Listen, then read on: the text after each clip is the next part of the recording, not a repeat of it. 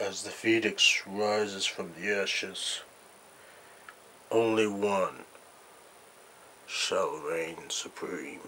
The one and only. The Undertaker.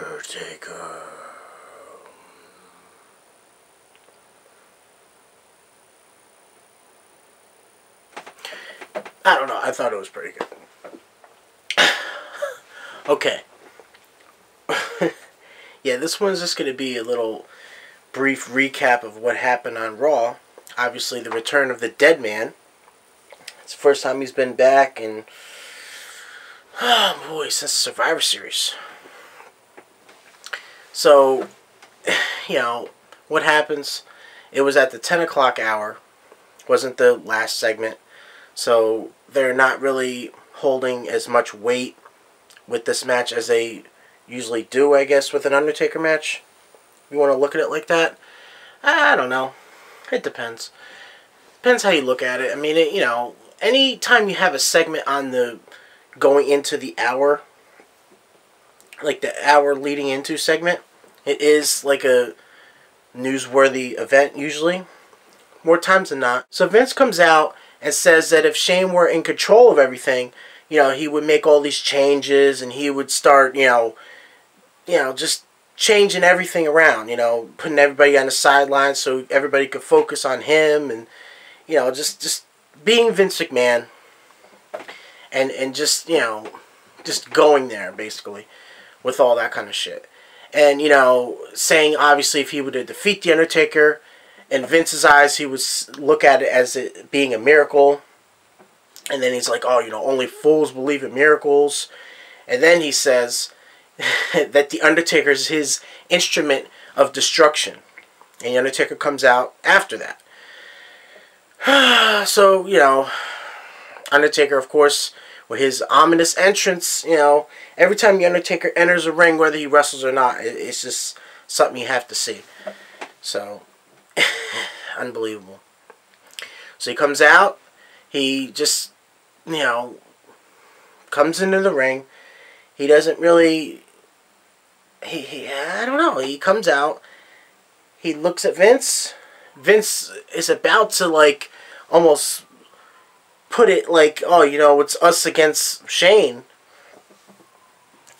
Undertaker puts his hand around his throat, starts to choke him. You know, oh, man, unbelievable. So as he has his hand around Vince McMahon's throat, The Undertaker says, you know what I'm capable of or what I do. I think that's what he said. You know what I do. And, you know, the blood of Shane is going to be on your hands. And, you know, that was it. You know, man, a few words. Obviously, anytime he comes out and makes statements like that, he doesn't have to say anything, honestly. He really doesn't.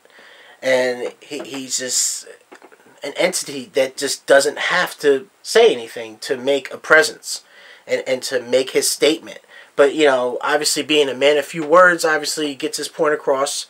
You know, obviously knows where, you know, where he stands. Everybody knows where he stands. He, you know, doing his match. He's you know, going into WrestleMania. He's gonna, you know, beat the living shit out of Shane McMahon, and that's about it. It's not like, you know, like he's doing anything special for the, you know, for Vince or Stephanie. Or, you know, Triple H for that matter either. He's, you know, just going to defeat somebody at WrestleMania. It just happens to be Shane McMahon. That's basically where he's coming from. And that's like where he stands with this. So, after that, Undertaker leaves. And, you know, Vince starts, you know, being Vince.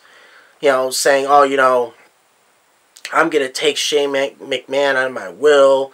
And I'm going to leave everything to Stephanie. And what else did he say? He's not my son anymore. He's just a son of a bitch. Now, I don't know if that was a dig towards his actual wife, or if that was just, you know, a general statement, because everybody knows that his wife used to be in storylines very heavily, especially in the early 2000s. And I think that's when she pretty much started being really, really involved in it. It was in the 2000, the year 2000, and going forth with that for a few years into that. It was crazy back then. It really was. But I mean that was basically it. Just my brief synopsis of the whole thing. I see the Undertaker not as a henchman. I don't think anybody does. I don't think anybody really thought that was going to be the stand that he was going to take. I see Vince wanting to play up that role, obviously. But, when it comes down to it, everybody knows that the Undertaker's not going to be like that. And, at this stage of his career, he is not going to play any kind of, any kind of favorites toward, going on this person's side or that person. He is his own entity, and everybody already knows that. And if you don't know that, then you don't know what the hell's going on. You really don't.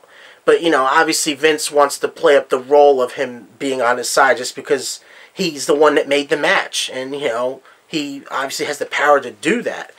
So that's just how he has to play that dynamic against, Shane.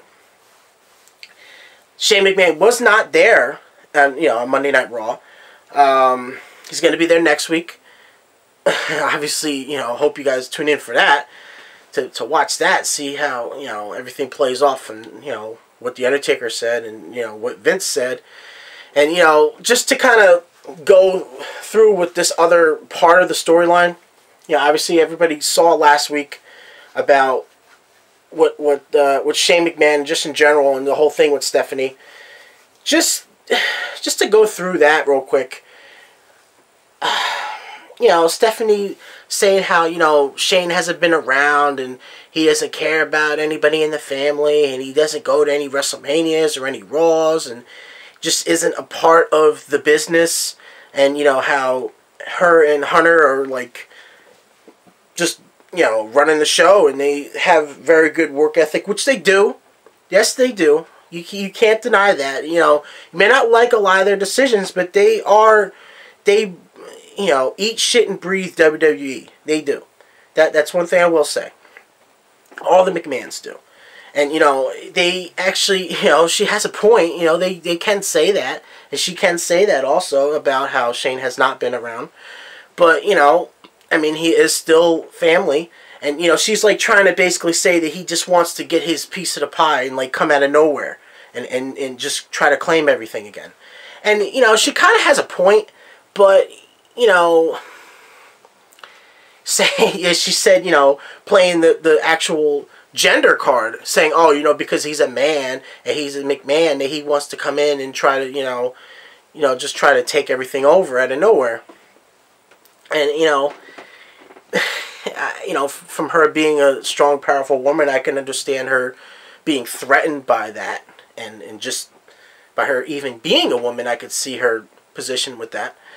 But I don't know, man. It's just going to be really interesting. I look forward to seeing, Shane come out next week. See how, what he's got to say. As far as, obviously you already know he's going to face The Undertaker. It's not going to be whether he's on the side of McMahon, which he is not. The Undertaker is not on the side of, being the henchman of the McMahon family. But it doesn't matter because he's still facing the Undertaker. Still facing the Undertaker either way. So, that's irrelevant. So that's just how that goes. So, I do look forward to seeing how Shane is going to react to what has happened, this past week and what everybody has said, Shane McMahon, Stephanie McMahon, and, obviously his dad, Vince, and we'll just see what happens. Surprisingly, Hunter hasn't really mentioned anything. He's too busy, obviously, with his own storylines and his own matches and stuff. And he actually, he just granted Dean Ambrose a title match. Obviously, I would assume it's going to be for next week for Raw, but we'll see. I really don't know.